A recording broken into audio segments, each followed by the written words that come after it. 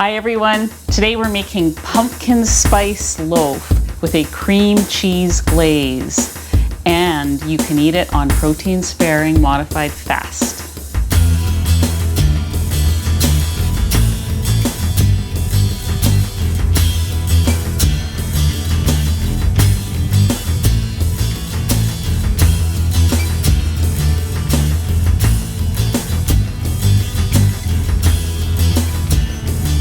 I'm Anita from KetogenicWoman.com, where I share keto recipes and carnivore cooking ideas.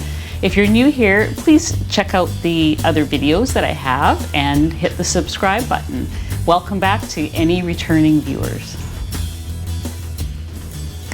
Okay, today we are going to make some pumpkin spice loaves. I'm going to make 2 of them, and I'm going to freeze them for the fall. I'm going to put a cream cheese glaze on them just to amp that up a bit.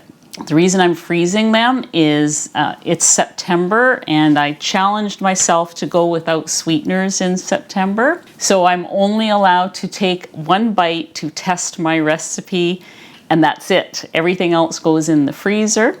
But I wanted to get this recipe done while it was still in my mind. I'm using JanetGreta's cinnamon bread recipe as the basis for what I'm doing today. So I'm going to link her recipe down below, her video where she makes it. It's an amazing recipe. It's so easy and it's protein sparing. We're gonna add an optional cream cheese glaze, some pumpkin spice. We're just gonna amp it up for the fall. This bread is freezable. I froze some of the cinnamon bread that I made last time and then tried it a couple of days later. I mean, it freezes very nicely. So with me staying away from the sweeteners in September, freezing is a must. Okay, so let's get started, and I'll go over the ingredients that are going to go into the pumpkin spice loaves. My oven is preheating to 325.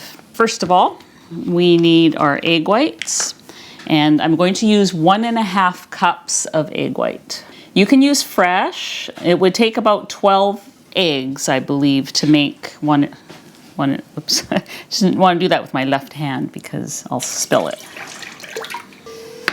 Okay, so we'll get that started. Thank you to the viewers who pointed out the lock thing on here.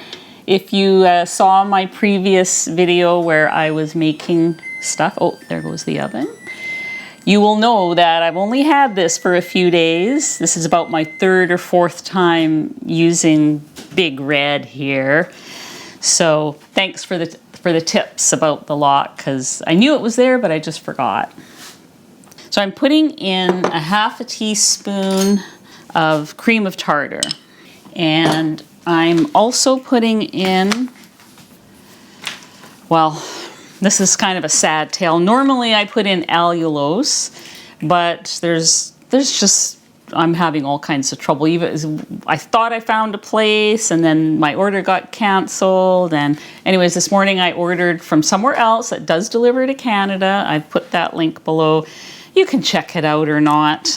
This is the last of my allulose. I only have a couple of tablespoons left, and I want to save that for a bread loaf. It's not as important in this pumpkin spice loaf, because if that loaf is going to look brown anyways, and it's going to have a totally different texture because of the spices we're putting in there.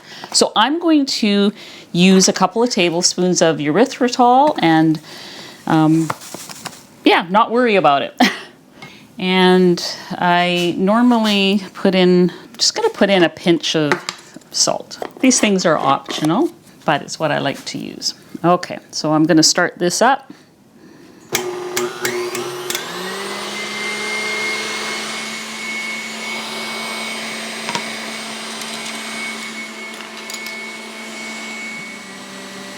Okay, so I had made up the pumpkin spice and brown sugar Swerve mixture up, and then I realized I needed to double it because I'm making 2 loaves. So in this bowl, I have put in a total of 1/2 cup of brown sugar Swerve and 2 tablespoons of homemade pumpkin spice seasoning. I will give you the link to that recipe below that you can print it out and have it for yourself. So it'll be in the video notes below. So put it in a bowl and just mix it up with a fork so that the pumpkin spice and the brown sugar substitute is all mixed together.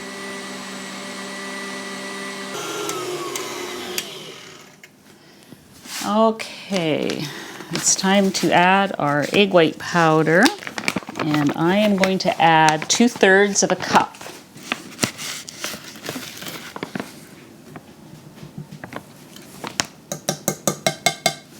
Just going to kind of break up the balls of powder so it doesn't go poof when I turn this back on. So this part you don't want to whip, you just want to put it on the lowest setting so that it, just until it incorporates.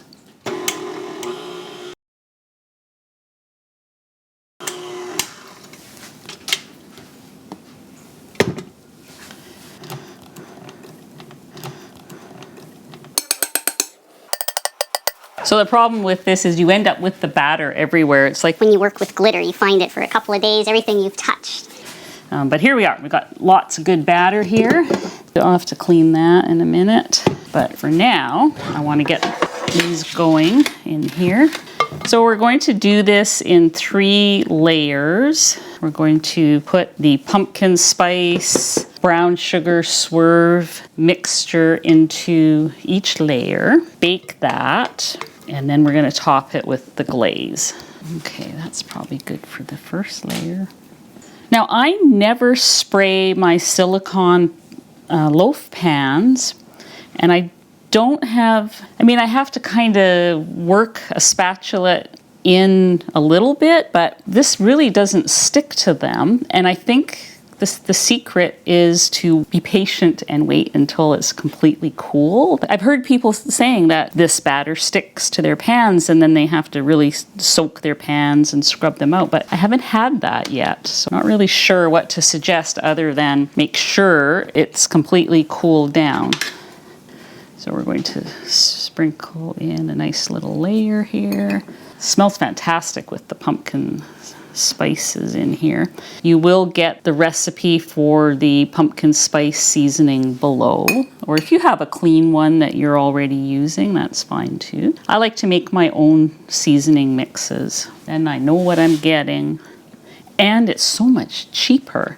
I think I started doing that when I paid $4.99 for half an ounce of pumpkin pie seasoning mix at Safeway, and I used it up in like 1 or 2 recipes. So I was like, okay, I can't do that. It's so much cheaper to make your own. Okay, so we got layer 2 in.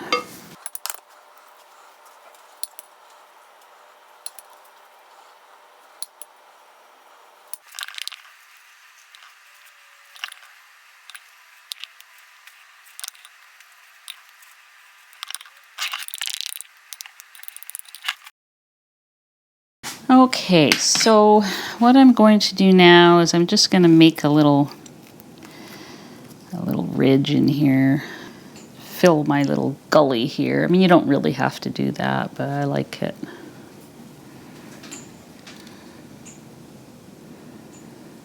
I think it looks cool. So there's the 2 loaves. They are going in for 30 minutes.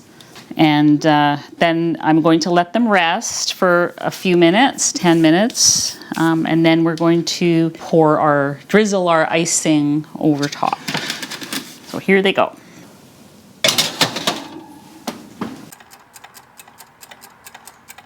While we're waiting for the pumpkin spice loaf to bake, we're going to make the cream cheese icing. I need some light Philadelphia cream cheese, a 1/4 cup. 1 teaspoon of vanilla extract. Hello to my old friend here. Sometimes you do need a small mixer. So I'm going to beat the cream cheese and the vanilla extract for a moment.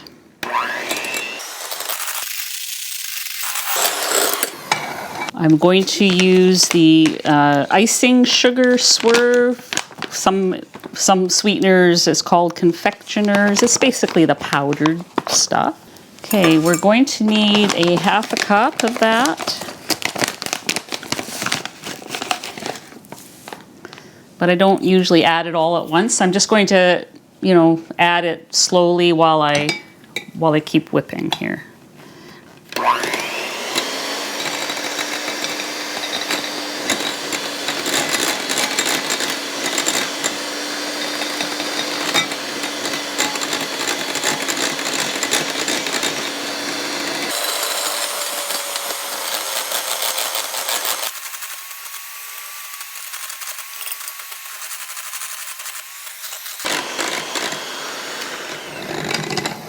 Okay, I'm going to get a little warm water to thin it with. If I wasn't doing protein sparing, I would use cream, but for this recipe, we'll use warm water. It works too. Okay, so I have some warm water. I'm going to just put in a spoon at a time until I'm happy with the consistency.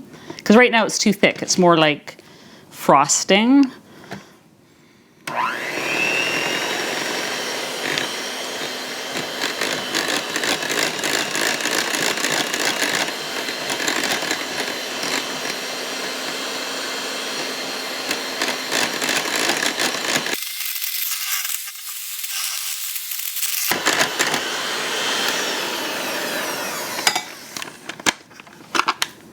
Okay, I think that's good. So you can see that it's, you could pour that if you, like over your loaf. So that's the consistency you're looking for. Yeah, so you want to just to be able to, we're going to kind of spread this. And this is for both loaves. We're going light on the icing because it's the only fat in the whole loaf. And it won't be very much spread between 2 loaves, and each loaf can be cut into 8 good-sized pieces. So it's still really friendly towards your protein-sparing macros. So now we just wait for the loaves to finish baking, and then we'll be looking at how beautiful they are.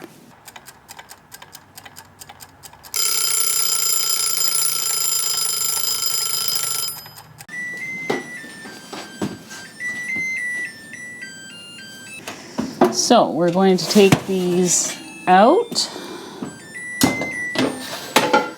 So now they need some cooling time. I'm going to let them cool on this rack. Hang on. So they were in the oven for 30 minutes, and then I turned off the oven, let them rest in there for 10 minutes. But now they need to cool.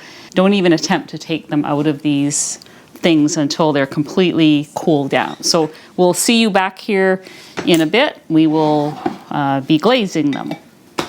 All right, so they're still a little bit warm, but I saw that the silicone was sort of peeling away from the loaf. So, I mean, that's kind of when you know that it's safe to take them out. So what I do is I just kind of go in there and help it along a bit, but this one is coming out nice and clean, so I'm happy about that. Sometimes when there's a bit of overflow, it will stick to the top part of the loaf here, but it still just needs a little bit of coaxing, and then it should come out just fine. We're almost there. There we go. It's just one little piece hanging on somewhere. Oh, there it is. There, see, that's pretty clean. I mean, that's what should happen.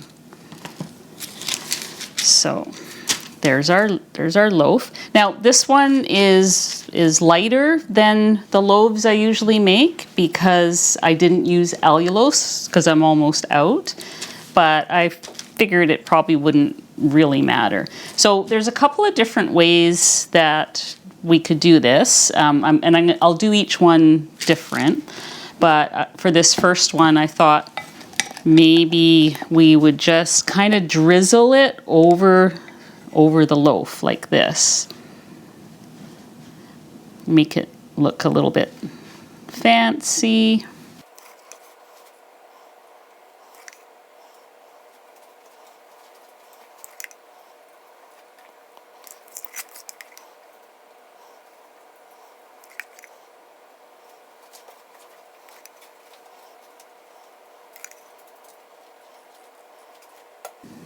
There, so that's looking rather nice. So we will just, maybe I'll just put a little bit more in the center. There, we'll let that sit for a minute. And then I'm going to pry this one out of its cage here. Okay, so here it comes. There. That one looks pretty nice too. So I think the other option for this is you could cut it. I generally, with the cinnamon loaf from JanetGreta's, I generally cut that into 8 portions. And I need portion control. I mean, otherwise I would just like chop a big slice off and go, there's my serving. But and I think I even worked out the macros for 8 servings of this. So I will put those down below. So I'm going to just cut it in half.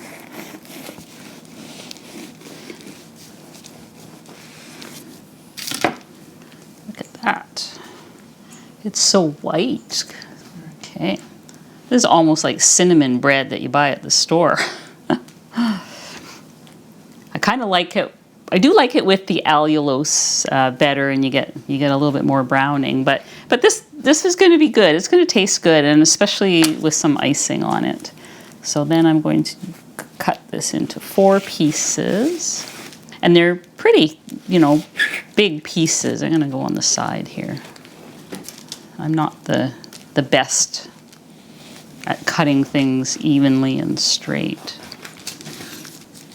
Whoops, that one lost some of its topping. So I thought then what someone could do is just kind of spread it on like that onto the slices. That's another option. My favorite is doing it on the top. So I'm going to do the rest on the top here. I just think it looks pretty when it's, kind of drizzling down the sides. And because we used cream cheese, it's got that nice cream cheese flavor. Goes well with the pumpkin spice. Oh, I forgot, I'm not on my wax paper anymore, getting icing on the counter. I'm just going to fill in the little gully here. So if you're going to freeze it, what I would do is let the icing set. It'll kind of harden a bit. You could put it in the fridge and it would definitely do that faster. And then slice it and put it in a container or a Ziploc. And actually, it might even be better. I mean, I'm icing it as though there's company coming, and this was actually supposed to go in the freezer. It might even be better to slice it, freeze it, and then ice it when you're ready to have it. Although if you're just taking out 1 piece at a time, then that presents another problem, because who's going to ice 1 piece? And actually, speaking of that, the icing is optional. A lot of people on protein sparing, they don't do dairy. I do. I don't do a lot of dairy, but I do dairy on protein sparing days because it's about the only way I'll probably stick with it. And I actually am okay if I lose slower, although I think it's going really well. So I don't know, I just feel like, I think I would rather have a little bit of dairy here and there and lose a pound or 2 less. I don't know, that's just me, but you do you. You can leave off the icing if you want to. I'm not gonna feel guilty for having it though. And I'm going to try my allowed 1 bite. Why I would make this when I'm doing a sweetener-free month, I don't know, but I just wanted to get it out of my system. So, but I have some good containers that this will go in. So I'm gonna try a piece here. Actually, I'm gonna try it from the side. I'm intrigued by the color because it doesn't look anything like the ones I usually make. So I better get a big bite since I'm only getting one. Yeah, portion control. As much as I can fit in my mouth is one bite.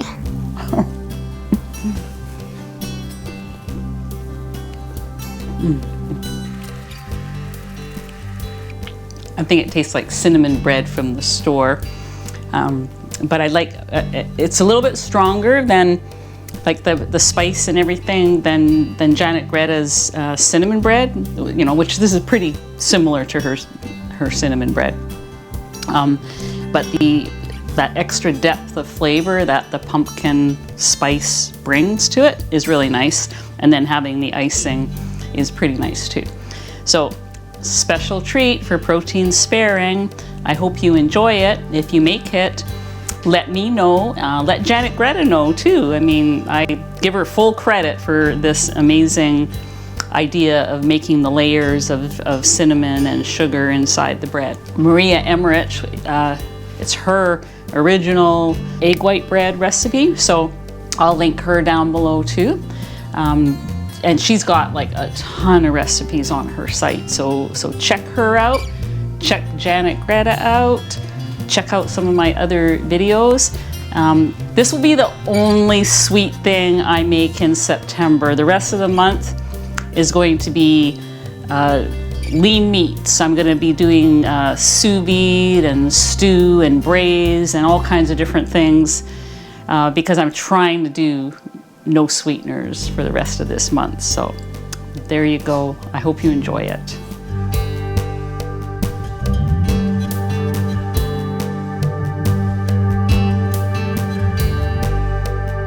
And right here? Okay. Hang on a second. I need to get in the zone. I need to get in the zone. Okay. Didn't come out right. Keto cooking, blah. What are you doing? Any newing? Is that okay? Do it again. Oh, I can't do it again. Yay! Hello, old friend. Portion control? Yeah, portion control. As much as I can fit in my mouth is one bite.